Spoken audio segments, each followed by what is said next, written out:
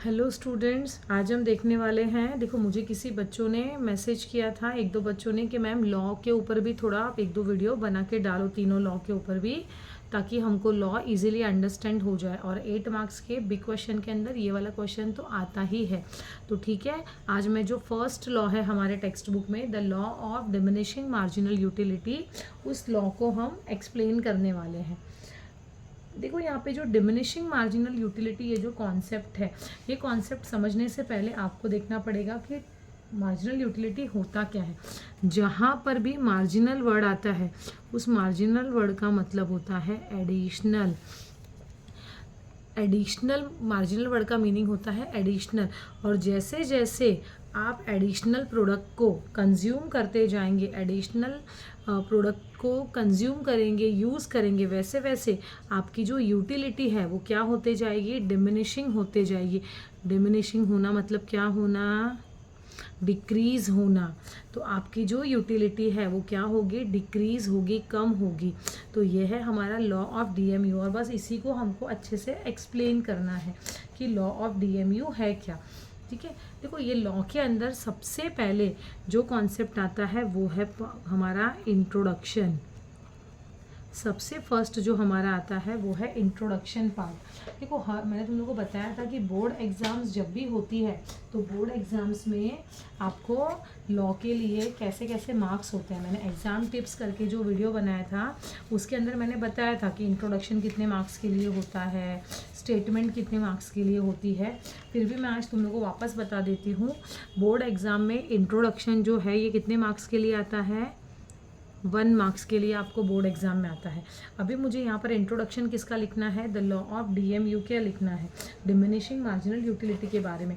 तो देखो, कोई भी लॉ हो, चाहे वो लॉ ऑफ डीएमयू हो, मतलब डिमिनिशिंग मार्जिनल यूटिलिटी हो, चाहे वो लॉ ऑफ डिमांड हो, चाहे लॉ ऑफ सप्लाई हो, इंट्रोडक्शन जो है वो मोस्टली सबका सेम ही है, क्योंकि तीनों लॉ जो है वो एक ही बंदे ने दिए हुए हैं।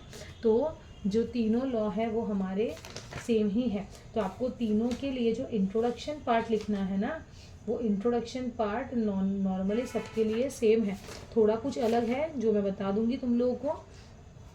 ठीक है, तो चलो अभी हम लोग स्टार्ट करते हैं द लॉ ऑफ डीएमयू। ठीक है, डिमिनिशिंग मार्जिनल यूटिलिटी, ये हमारा लॉ है। अभी देखो, इस लॉ के अंदर सबसे फर्स्ट आपको डालना है कि द लॉ जो है, ये जो मेरा लॉ है, ये फर्स्ट किसने प्रपोज्ड किया। The law first proposed by professor Gaussian. अब ये याद रख लो, ये आपको फिल इन द ब्लैंक्स में भी पूछते हैं। प्रोफेसर गोशन, ये प्रपोज करके छोड़ दिया, बताकर छोड़ दिया, बोलकर छोड़ दिया। किसने, प्रोफेसर गोशन ने डीएमयू के बारे में बताकर छोड़ दिया। लेकिन उसके बाद लेटर उसको डिस्कस को किसने किया डिटेल में, but was discussed by professor Alfred martial. किसने एक्सप्लेन किया डिटेल में इसको, अल्फ्रेड मार्शल ने डिस्कस किया। उन्होंने ये डिस्कस करने के लिए एक बुक लिखा था, और उस बुक का नाम था, तो यहाँ पे हम देखेंगे, इन his book and the book name was principle of economics. ठीक है, ये हमारी बुक का नाम था। The law was first discussed by the Professor Alfred Marshall in his book Principle of Economics, which was published in the year 1890। देखो, ये जो हमारा लॉ का इंट्रोडक्शन है, थोड़ा सा वीडियो बड़ा हो जाएगा, ठीक है, लेकिन वो वीडियो को हम देखेंगे, वेट करो। देखो, ये जो हमने एक्सप्लेनेशन दिया है, ये एक्सप्लेनेशन हर एक लॉ में है, सिर्फ यहाँ पर प्रोफेसर गोशन का नाम नहीं है। ठीक है, the law was first proposed by professor Gossen but was discussed by professor Alfred Marshall in his book principle economics which was published in the year 1890। ये आपको लिखना है। इसके अलावा हमको लॉ ऑफ डीएमयू में मिलता क्या है, तो लिखेंगे the law of DMU, exam में आप लोग फुल फॉर्म लिखेंगे, मैंने शॉर्टकट लिखा है।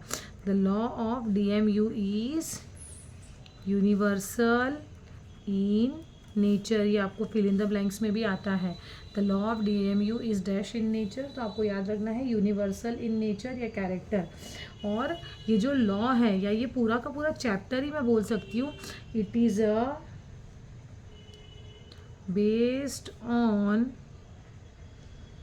Consumer behaviour. Very easy, 2-3 point है। पहला, किसने लॉ प्रपोज किया? गोशन ने।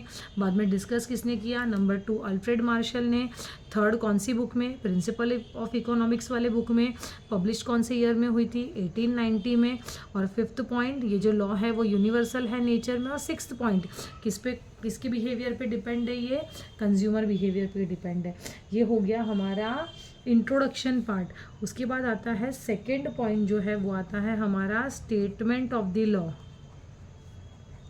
ठीक है, second point is statement of the law. What is statement of the law? देखो अभी यहाँ पे स्टेटमेंट मतलब हमारा लॉ क्या बोलना चाहता है। अब यहाँ पर बोर्ड एग्जाम में ये स्टेटमेंट के ऊपर आपको होते हैं 2 मार्क्स। यहाँ पर हो गया 1 मार्क्स, यहाँ पर हो गया आपको 2 मार्क्स। तो स्टेप बाय स्टेप आपको लॉ लिखना बहुत ज़रूरी है।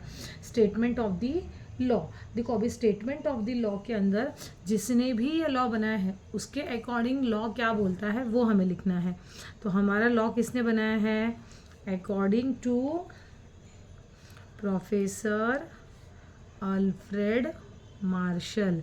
According to professor Alfred Marshall हमको अदर थिंग्स, ये तो लाइन क्या ऐड करनी है हर एक लॉ में, other things remaining constant, other things remaining constant. ये हर एक लॉ के अंदर आप ये वर्ड याद रखोगे, ये लाइन याद रखोगे। तो यहाँ पर अदर थिंग्स बीइंग इक्वल या other things being constant, marginal utilities is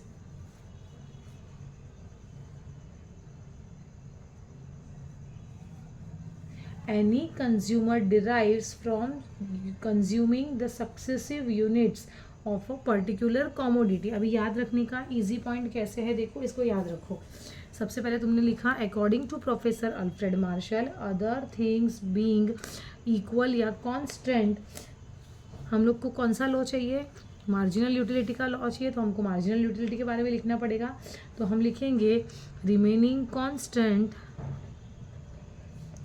marginal utility that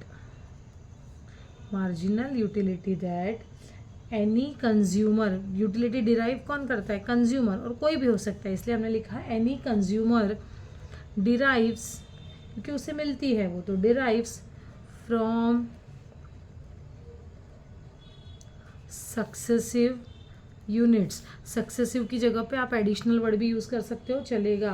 from successive units of a particular commodity, और अ कॉमोडिटी क्या होती है? Commodity goes on diminishing. तो क्या होती है? कॉमोडिटी तुम्हारी नीचे चली जाती है, तो गोज ऑन डिमिनिशिंग।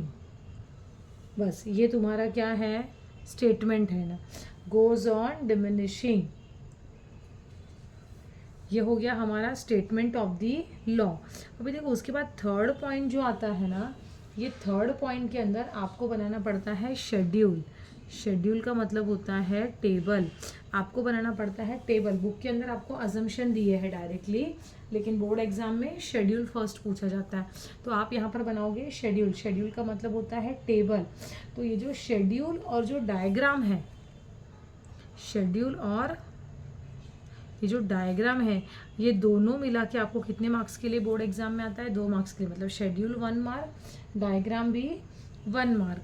ठीक है, तो यहाँ पर हम लोग सबसे पहले हम लोग बनाएंगे यहाँ पे शेड्यूल। शेड्यूल के अंदर देखो कॉमोडिटी है, तो हमको कॉमोडिटी मतलब यूनिट्स लेना पड़ेगा। You can write here units also, you can write here commodity also, दोनों भी चलेगा यहाँ पर। ठीक है, तो ये आ गया यूनिट्स, और इसके सामने हमारी कौन सी यूटिलिटी है? Marginal utility. तो आपको वो भी लिखना है, मार्जिनल यूटिलिटी। ठीक है, अब देखो यूनिट्स आप कंज्यूम करोगे, मैंने क्या बताया यूनिट्स का मतलब क्या, यहाँ पे क्या है एडिशनल, तो आप जितना कॉमोडिटी कंज्यूम करते होगे 1 2 3 4 5 6 7, अभी आप कितना भी ले सकते हो आगे, ठीक है। समझो आप लोग जब फर्स्ट कॉमोडिटी को कंज्यूम कर रहे हो तो आपको मार्जिनल यूटिलिटी कितना मिल रहा है, 10 मिल रहा है, ठीक है। जब 2 कर रहे हो, देखो पहला ग्लास पानी का पिया तो मार्जिनल यूटिलिटी मुझे कितना मिला 10, क्योंकि ज़्यादा प्यास लगी थी। सेकंड ग्लास पानी का जब मैं पीऊँगी तो मुझे यूटिलिटी कंज्यूम सेकंड ग्लास में मुझे कम सेटिस्फेक्शन मिलेगा, कम यूटिलिटी मिलेगी, तो ये हो जाएगा कम 8, उसके बाद हो जाएगा 6, उसके बाद हो जाएगा 4, फिर हो गया 2, फिर 0, फिर -2, ठीक है। इसका मतलब क्या है यहाँ पर कि जैसे जैसे आप मार्जिनल मतलब एडिशनल कॉमोडिटी को कंज्यूम करोगे आपकी यूटिलिटी क्या हो जाएगी, डिक्रीज, कम हो जाएगी। बस वही मैंने एक्सप्लेन किया, जैसे जैसे सक्सेसिव यूनिट्स को एडिशनल यूनिट को कंज्यूम कर रही हो मेरी मार्जिनल यूटिलिटी क्या हो रही है, कम हो रही है। अब देखो इसी शेड्यूल को आपको एक्सप्लेन करना है तो आप सिंपल लैंग्वेज में लिख सकते हो, the table shows that marginal utility keeps on diminishing या keeps on decreasing, keeps on diminishing with increase in consumptions और further it becomes 0 and after that negative, ऐसे करके आपके लैंग्वेज में आप उसको लिख सकते हो, ठीक है। यहाँ पर सिंपल है एकदम, तो आप सिंपली इसको लिख पाओगे। या लिख कर बताऊँ मैं, चलो मैं लिख कर बताती हूँ टेबल को। आप लिख सकते हो द टेबल शोज दैट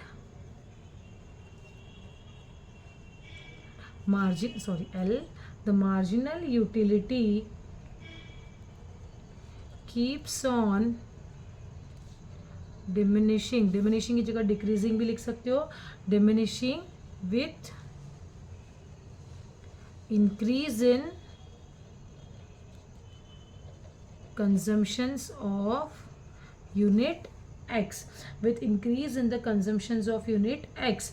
और आगे जाते जाते वो क्या हो रहा है 0, तो लिखेंगे with increase the production, with increase the consumption it becomes 0 and after that negative। ये हो गया आपका टेबल का एक्सप्लेनेशन, ठीक है। अब इस टेबल के एक्सप्लेनेशन पे से आपको बनाना होगा क्या, डायग्राम। अभी देखो डायग्राम मैं बाजू में एक अनदर बुक लेती हूँ, उसमें देख के करती हूँ, क्योंकि फिर ये टेबल निकल जाएगा तो आप लोगों को प्रॉब्लम होगा, ठीक है। तो देखो यहाँ पर मैंने बना लिया एक्स एक्सिस, वाई एक्सिस, ये हो गया 0। हम यहाँ पर क्या लेंगे नीचे, यूनिट ऑफ एक्स, क्योंकि हमारा यहाँ पे यूनिट्स ऑफ एक्स है। और यहाँ पर मेरा क्या आ गया, मार्जिनल यूटिलिटी। आप एग्जाम में फुल लिखोगे मार्जिनल यूटिलिटी।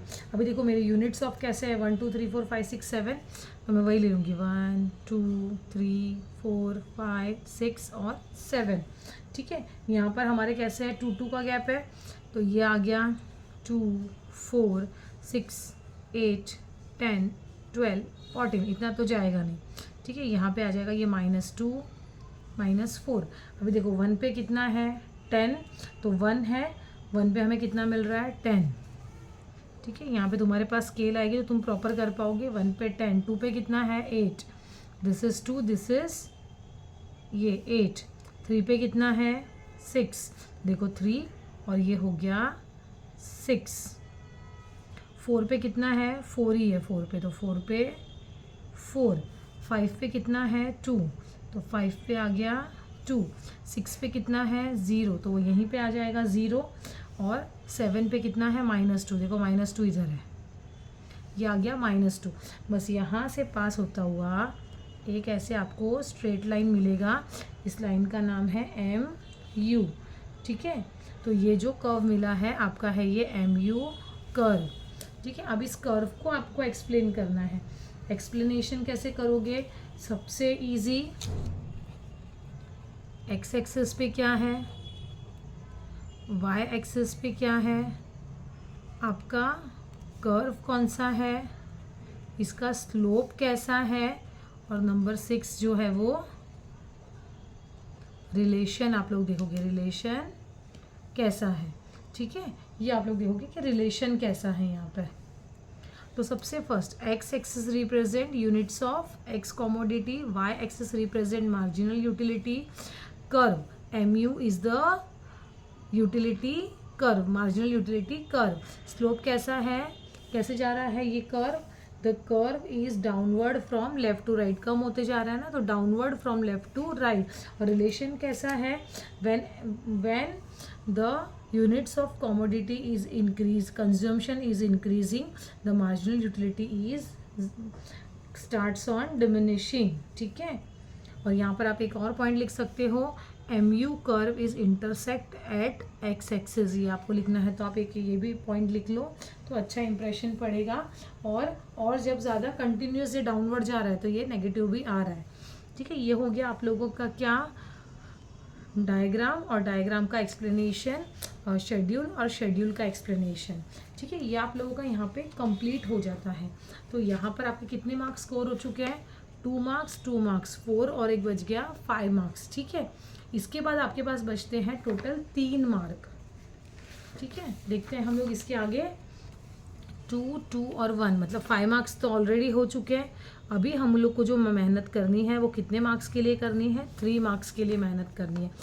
देखो अभी मैंने ये जैसे बताया था तुम लोग को, हो सकता है आपको एग्ज़ाम के अंदर एजम्पशन पूछे या हो सकता है आपको एजम्पशन ना पूछे। देखो एजम्पशन पूछे या एजम्पशन ना पूछे, आपको एक काम करना है, एजम्पशन आपको कंपलसरी लिखना ही है।